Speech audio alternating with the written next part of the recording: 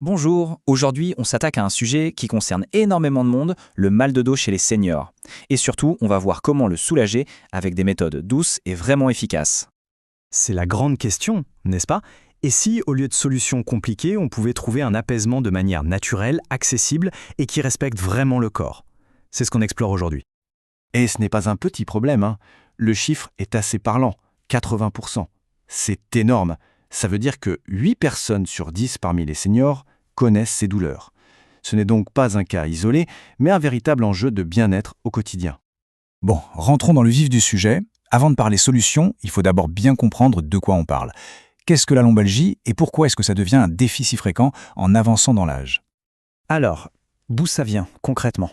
Eh bien, c'est souvent un cocktail de plusieurs choses. D'abord, il y a l'usure, on va dire, naturelle des articulations, ce qu'on appelle l'arthrose. Ensuite, la sédentarité.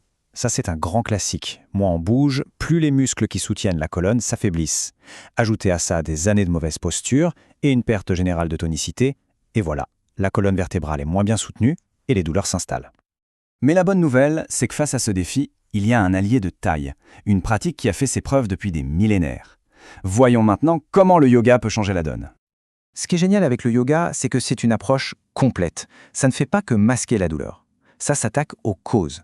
Comment? En renforçant les muscles profonds du dos et de la sangle abdominale. Ça aide aussi à corriger la posture, à redonner de la souplesse, et, ce qui est loin d'être un détail, ça diminue le stress, qui, on le sait, aggrave souvent les douleurs. Mais attention, avant de se lancer, il y a des règles d'or à respecter. La sécurité d'abord, c'est non négociable. La première chose à faire, c'est de demander l'avis d'un professionnel de santé.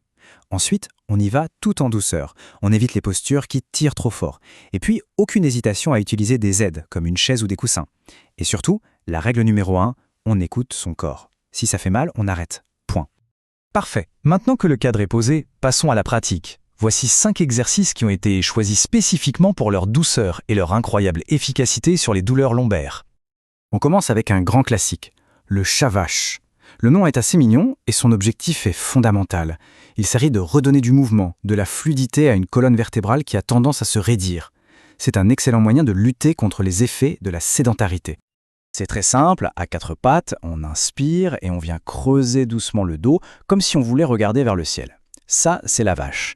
Puis, en expirant, on fait tout le contraire. On arrondit le dos vers le haut comme un chat qui s'étire après une sieste. Ce mouvement de vague, lié à la respiration, est incroyablement apaisant. Et le top, c'est que ça peut même se faire assis sur une chaise.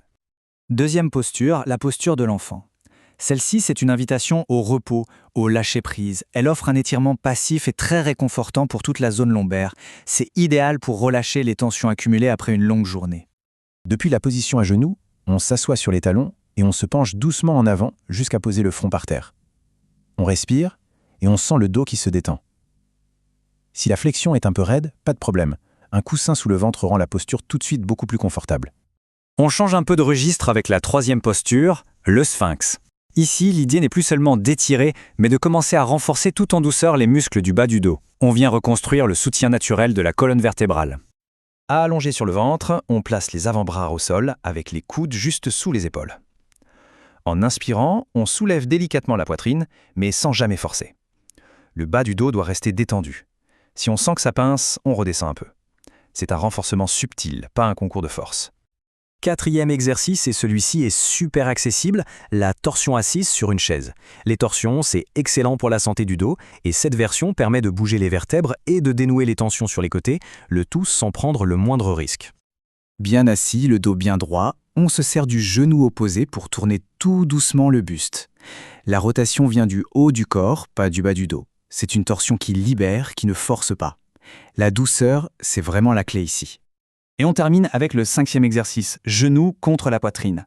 On pourrait presque l'appeler le câlin du dos. L'objectif est simple, relâcher au maximum les tensions accumulées dans la zone lombaire. C'est l'antidote parfait à une mauvaise posture.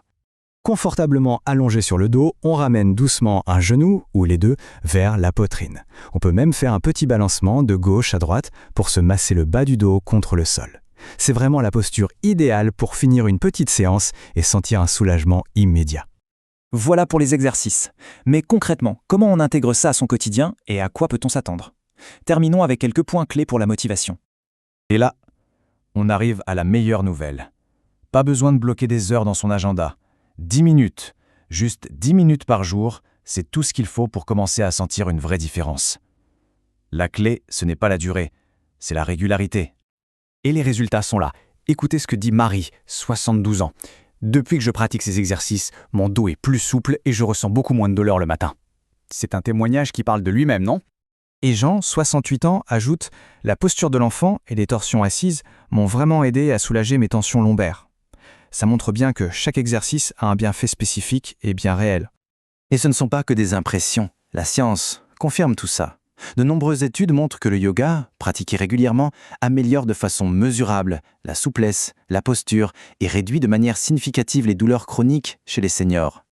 Ce qu'il faut retenir, c'est que le mal de dos, la lombalgie, ce n'est pas une fatalité. Non, il existe des solutions douces, à portée de main, qui respectent le corps. Ces 5 exercices sont une porte d'entrée vers plus de confort et de mobilité.